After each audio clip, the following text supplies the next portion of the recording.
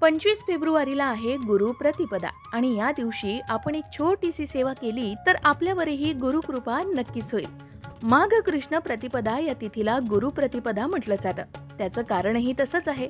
कारण भगवान श्री गुरुदत्त यांचे द्वितीय अवतार श्री नरसिंह सरस्वती स्वामी महाराज यांनी याच पावन तिथीला शैल्यगमन केलं होतं आणि त्यांच्या निर्गुण पादुका श्री क्षेत्र गाणगापूर येथे सेवेकरता ठेवल्या. आणि म्हणूनच गुरु प्रतिपदेच्या दिवशी गाणगापूर येथे भक्त मोठ्या संख्येनं उपस्थित राहतात. पण ज्या भक्तांना गाणगापूरला जाणं शक्य नाही त्या भक्तांनी घर बसल्या एक छोटीशी सेवा करायची आहे. ती म्हणजे श्री दत्तांच्या मूर्तीसमोर शुद्ध तुपाचा दिवा लावावा आणि श्री दत्तांचा किंवा श्री स्वामी समर्थांचा नामजप करावा. याचबरोबर गुरुचरित्रातील 52व्या अध्यायाचं पठण करावं. यामुळे आपल्या उपासनेचं, आपल्या श्रद्धेचं संपूर्ण फळ आपल्याला मिळेल आणि त्याचबरोबर संपूर्ण गुरुचरित्राचं पारायण केल्याचं पुण्य सुद्धा लाभेल.